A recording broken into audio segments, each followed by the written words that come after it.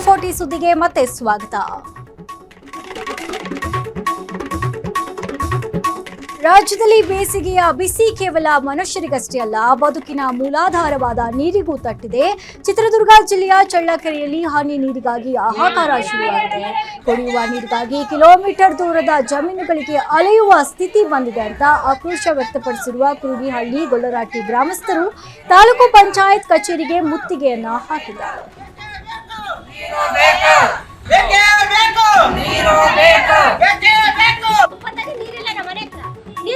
ಅವ್ರ ಹೆಂಡ್ರ ಮಕ್ಕಳು ಅವ್ರ ಹಂಗೆ ಮಾಡ್ತಾರ. ಮತ್ತೆ ಅವ್ರ ಮಾತಾ ಬರ್ಬೇಕು, ಚಾಲ್ ಮಾಡ್ಬೇಕು. ಅವ್ರಿಗೆ ಪುಕ್ಸಟ್ಟೆ ಸಂಬಳ ತಾಂಬ್ತಾರೆ. ಸಂಬಳ ತಾಂಬಲ್ಲ 20,000. ಏನ್ ಹೇಳ್ತಾರೆ ಅವ್ರು?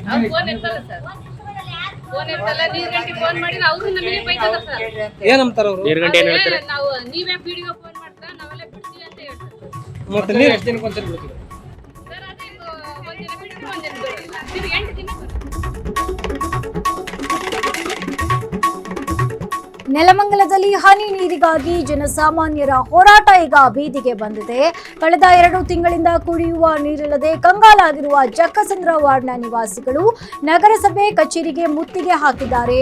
ಕೈಯಲ್ಲಿ ಖಾಲಿ ಕೊಡ, ಪೊರಕೆ ಹಿಡಿದು ಬಂದಿರುವ ನೂರಾರು ಮಹಿಳೆಯರು ಅಧಿಕಾರಿಗಳ ವಿರುದ್ಧ ಗುಡುಕುತ್ತಿದ್ದಾರೆ.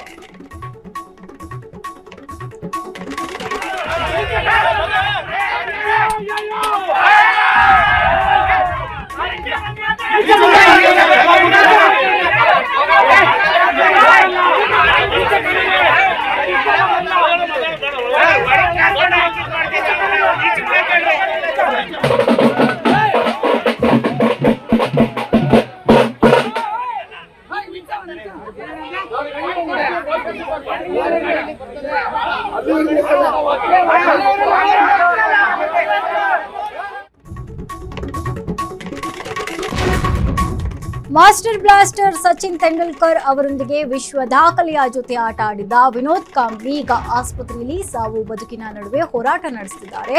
ಮೆದುಳಿನಲ್ಲಿ ರಕ್ತ ಹೆಪ್ಪುಗಟ್ಟಿದ ಪರಿಣಾಮ ಕಾಂಬ್ಲಿ ಅವರ ಸ್ಥಿತಿ ಅತ್ಯಂತ ಚಿಂತಾಜನಕವಾಗಿದ್ದು ಇಡೀ ಕ್ರಿಕೆಟ್ ಲೋಕವೇ ಆತಂಕದಲ್ಲಿದೆ.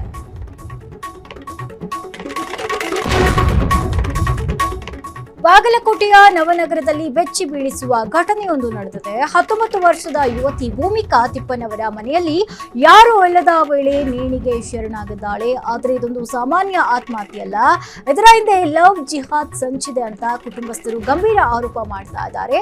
ಇನ್ಸ್ಟಾಗ್ರಾಮ್ ಫೋಟೋಗಳು ಮತ್ತು ಹಿಜಾಬ್ ರಹಸ್ಯ ಈಗ ಪ್ರಕರಣಕ್ಕೆ ಹೊಸ ತಿರುವನ್ನ ನೀಡಿದೆ.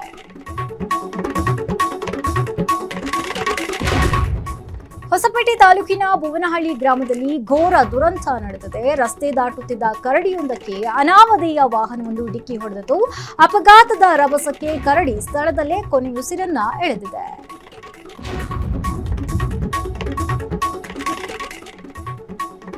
ಕೊಡಗಿನ ಚಟ್ಟಳ್ಳಿಯಲ್ಲಿ ಭಕ್ತಿ ಭಾವದ ಅಲೆ ಎದ್ದಿದೆ. ಶ್ರೀಮಂಗಲ ಶ್ರೀ ಭಗವತಿ ದೇವಾಲಯದ ವಾರ್ಷಿಕ ಉತ್ಸವ ಏಪ್ರಿಲ್ 14 ಮತ್ತು 16ರಂದು ಅತ್ಯಂತ ಶಿಸ್ತು ಮತ್ತು ಸಂಪ್ರದಾಯಬದ್ಧವಾಗಿ ಜರುಗಿದೆ.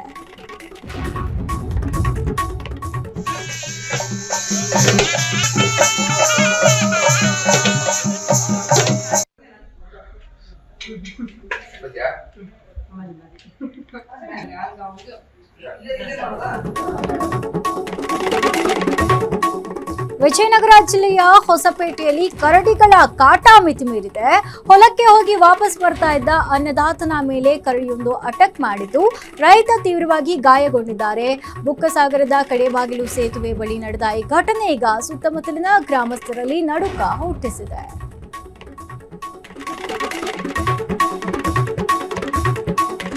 ರಾಜ್ಯದ ಬಿಸಿಲ ನಗರಿ ಕಲಬುರಗಿ ಈಗ ಅಕ್ಷರಶಃ ಕುದಿತಾ ಇದೆ. ಇಡೀ ರಾಜ್ಯದಲ್ಲಿಯೇ ಅತಿ ಹೆಚ್ಚು ತಾಪಮಾನ ದಾಖಲಿಸುವ ಮೂಲಕ ಕಲಬುರಗಿ ಜನರನ್ನ ಹೈರಾಣಾಗಿಸಿದೆ. ಬಿಸಿಲಿನ ಬೇಗೆ ಎಷ್ಟಿದೆ ಅಂದ್ರೆ ಹವಾಮಾನ ಇಲಾಖೆ ಜಿಲ್ಲೆಯಲ್ಲಿ ಆರೆಂಜ್ ಅಲರ್ಟ್ ಘೋಷಣೆ ಮಾಡಿದೆ.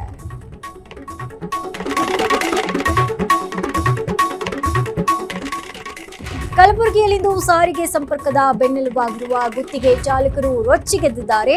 ವೇತನ ಬಾಕಿ ಮತ್ತು ಪಿಎಫ್ ಹಗರಣದ ಆರೋಪ ಹೊರಿಸಿ ಕೆಕೆಆರ್ಟಿಸಿ ಮುಖ್ಯ ಕಚೇರಿಗೆ ಮುತ್ತಿಗೆ ಹಾಕಿದ್ದಾರೆ. ನೂರಾರು ಚಾಲಕರ ದಿಢೀರ್ ಪ್ರತಿಭಟನೆಯಿಂದಾಗಿ ಅಧಿಕಾರಿಗಳು ಕಂಗಾಲಾಗಿದ್ದು ಸ್ಥಳಕ್ಕೆ ಸ್ವತಃ ನಿಗಮದ ಅಧ್ಯಕ್ಷರೇ ಧಾವಿಸಿದ್ದಾರೆ.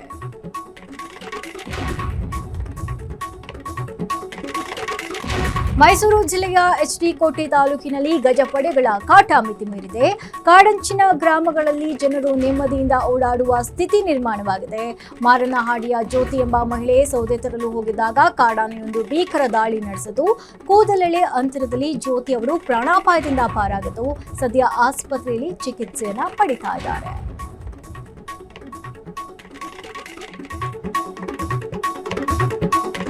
ಬೀಗ ಹಾಕಿದ ಮನೆಗಳನ್ನೇ ಟಾರ್ಗೆಟ್ ಮಾಡಿ ಲಕ್ಷಾಂತರ ರೂಪಾಯಿ ಲೂಟಿ ಹೊಡಿತಾ ಇದ್ದ ಖತರ್ನಾಕ್ ಕಳ್ಳನಿಗೆ ಈಗ ಕಾನಹೊಸಹಳ್ಳಿ ಪೊಲೀಸರು ಬೇಡಿ ತೋರಿಸಿದ್ದಾರೆ.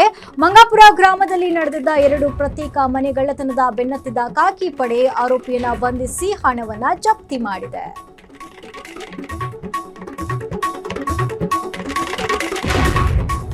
ಕೋಟೆನಾಡು ಚಿತ್ರದುರ್ಗದಲ್ಲಿ ಸ್ವಾತಂತ್ರ್ಯ ಹೋರಾಟಗಾರ ಕ್ರಾಂತಿವೀರ ಸಂಗೊಳ್ಳಿ ರಾಯಣ್ಣ ಅವರಿಗೆ ಅವಮಾನವಾಗಿದೆ. ನಗರದ ಬುರುಜನಹಟ್ಟಿ ಸಮೀಪ ಇರುವ ರಾಯಣ್ಣನ ಪ್ರತಿಮೆಯ ಸುರಕ್ಷತಾ ತಡೆಗೋಡೆಗೆ ನಡುರಾತ್ರಿ ವಾಹನವೊಂದು ಡಿಕ್ಕಿ ಹೊಡೆದು ಪರಾರಿಯಾಗಿದ್ದಾರೆ. ಪದೇ ಪದೇ ಇಂತಹ ಘಟನೆಗಳು ನಡೀತಾ ಇದ್ರೂ ಕೂಡ ಜಿಲ್ಲಾಡಳಿತ ಕಣ್ಮುಚ್ಚಿ ಕುಳಿತಿದ್ಯಾ ಎಂಬ ಆಕ್ರೋಶ ಈಗ ವ್ಯಕ್ತವಾಗ್ತಾ ಇದೆ.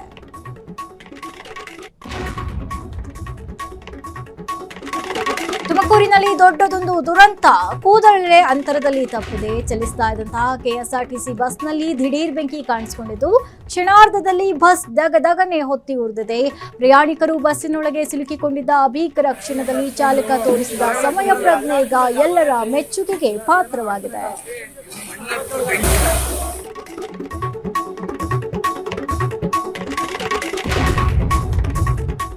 ಬೆಂಗಳೂರಿನಲ್ಲಿ ಬೈಕ್ ಕಳ್ಳರು, ಚೈನ್ ಸ್ನ್ಯಾಚರ್ಗಳನ್ನ ನೋಡಿದ್ದೀವಿ. ಆದರೆ ಮಹಾಲಕ್ಷ್ಮಿ ಲೇಔಟ್ನಲ್ಲಿ ವಿಚಿತ್ರ ಕಳ್ಳಿಯೊಬ್ಬಳ ಕಾಟ ಶುರುವಾಗಿದೆ. ಬೆಂಗಳೂರಿನ ನಾಗಪುರದ ರೈಸ್ ಕಾರ್ನರ್ ಒಂದರಲ್ಲಿ ಮಹಿಳೆಯೊಬ್ಬಳು ಸತತವಾಗಿ ತೆಂಗಿನಕಾಯಿಗಳನ್ನೇ ಟಾರ್ಗೆಟ್ ಮಾಡಿ ಕದೀತಾ ಇದ್ದಾಳೆ.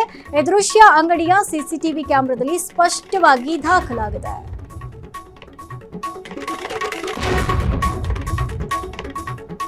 ಡೇಟಿಂಗ್ ಆಪ್ಗಳಲ್ಲಿ ನಕಲಿ ಪ್ರೊಫೈಲ್ಗಳ ಮೂಲಕ ಅನಂತ್ ಕುಮಾರ್ 500ಕ್ಕೂ ಹೆಚ್ಚು ಮಹಿಳೆಯರಿಗೆ ವಂಚಿಸಿ 2 ಕೋಟಿ ರೂಪಾಯಿ ಸುಲಿಗೆಯನ್ನ ಮಾಡಿದ್ದಾನೆ. ಪ್ರೀತಿಯ ನಾಟಕವಾಡಿ ವೈದ್ಯಕೀಯ ತುರ್ತು ಪರಿಸ್ಥಿತಿಯ ನೆಪ ಹೇಳಿ ಹಣ ದೋಚಿದ್ದಾನೆ. ಅಲ್ಲದೆ ಖಾಸಗಿ ಫೋಟೋಗಳನ್ನ ಬಳಸಿ ಬ್ಲಾಕ್ ಮೇಲ್ ಮಾಡಿದ್ದಾನೆ. ದೆಹಲಿ ಪೊಲೀಸರು ಈತನನ್ನ ಬಂಧಿಸಿ ವಿಚಾರಣೆಯನ್ನ ನಡೆಸಿದ್ದಾರೆ.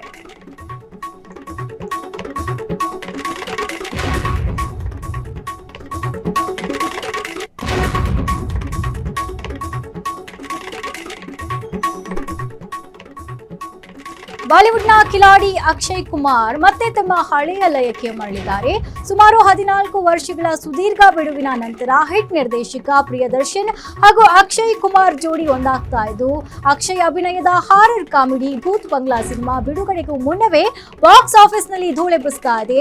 ಸಿನಿಮಾ ತೆರೆಗೆ ಬರುವ ಮೊದಲೇ ಸಾವಿರಾರು ಟಿಕೆಟ್ಗಳು ಸೋಲ್ಡ್ ಔಟ್ ಆಗುವ ಮೂಲಕ ಅಕ್ಷಯ್ ಕುಮಾರ್ ಮತ್ತೆ ಬಾಲಿವುಡ್ ಕಿಂಗ್ ಅಂತ ಸಾಬೀತುಪಡಿಸ್ತಾ ಇದ್ದಾರೆ. ಎಸ್ಎಸ್ಎಲ್ಸಿ ವಿದ್ಯಾರ್ಥಿಗಳಿಗೆ ಸಂಬಂಧಿಸಿದಂತೆ ರಾಜ್ಯ ಹೈಕೋರ್ಟ್ ಅತ್ಯಂತ ಮಹತ್ವದ ತೀರ್ಪನ್ನ ನೀಡಿದೆ.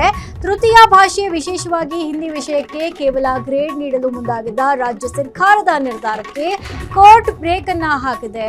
ಹಿಂದಿ ವಿಷಯದಲ್ಲಿ ವಿದ್ಯಾರ್ಥಿಗಳು ಗಳಿಸಿದ ಅಂಕಗಳನ್ನ ಕಡ್ಡಾಯವಾಗಿ ಅಂಕಪಟ್ಟಿಯಲ್ಲಿ ಸೇರಿಸಬೇಕು ಅಂತ ಹೈಕೋರ್ಟ್ ಆದೇಶಿಸಿದೆ.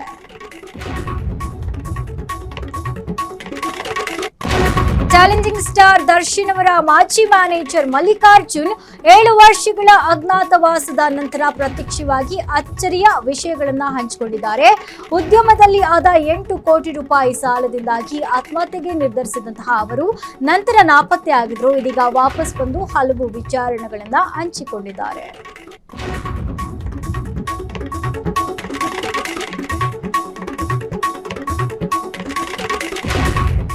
ಗುಜರಾತ್ನಲ್ಲಿ ಬೇಟೆಯಾಡ್ತಿದ್ದಂತಹ ಸಿಂಹ ಆಕಸ್ಮಿಕವಾಗಿ ಬಾವಿಗೆ ಬಿದ್ದಿದೆ. ಬಾವಿಗೆ ಬಿದ್ದು ಒದ್ದಾಡ್ತಾ ಇದ್ದಂತಹ ಸಿಂಹವನ್ನ ಅರಣ್ಯಾಧಿಕಾರಿಗಳು ತಮ್ಮ ಜೀವನವನ್ನ ಒತ್ತೆ ಇಟ್ಟು ರಕ್ಷಿಸಿದ್ದಾರೆ. ಸದ್ಯ ಈ ವಿಡಿಯೋ ಸೋಷಿಯಲ್ ಮೀಡಿಯಾದಲ್ಲಿ ವೈರಲ್ ಆಗ್ತಾ ಇದೆ.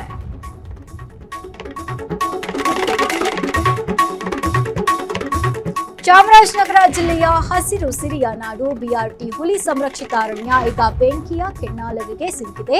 ಹನೂರು ತಾಲೂಕಿನ ಲೊಕ್ಕನಹಳ್ಳಿ ಅರಣ್ಯ ಪ್ರದೇಶದಲ್ಲಿ ಮತ್ತೆ ಕಾಡ್ಗಿಚ್ಚು ಕಾಣಿಸಿಕೊಂಡಿದ್ದು 100 ಎಕರೆ ಅರಣ್ಯ ಪ್ರದೇಶ ಭಸ್ಮವಾಗಿದೆ. ಕಳೆದ ಕೆಲವೇ ದಿನಗಳಲ್ಲಿ ಇದು 4ನೇ ಬಾರಿ ಬೆಂಕಿ ಕಾಣಿಸಿಕೊಳ್ತಾ ಇರುವುದು ಅರಣ್ಯ ಇಲಾಖೆಯ ಕಾರ್ಯವೈಖರಿಯ ಬಗ್ಗೆ ಹಲವು ಅನುಮಾನಗಳನ್ನ ಮೂಡಿಸಿದೆ. ಇದಾಗಿತ್ತು ಟಾಪ್ 40 ಸುದ್ದಿ. ನೋಡ್ತಾ ಇರಿ ಫ್ರೀಡಂ ಟಿವಿ, ಇದು ಜನಸಾಮಾನ್ಯರ ಚಾನಲ್. ಕ್ಷಣ ಕ್ಷಣದ ಸುದ್ದಿಗಳಿಗಾಗಿ ಫ್ರೀಡಂ ಟಿವಿ ಸಬ್ಸ್ಕ್ರೈಬ್ ಮಾಡಿ, ಲೈಕ್ ಮಾಡಿ ಹಾಗೂ ಫಾಲೋ ಮಾಡಿ. ಹೊಸ ಸುದ್ದಿಗಳ ನೋಟಿಫಿಕೇಶನ್ಗಾಗಿ ಬೆಲ್ ಐಕಾನ್ ಮೇಲೆ ಕ್ಲಿಕ್ ಮಾಡಿ.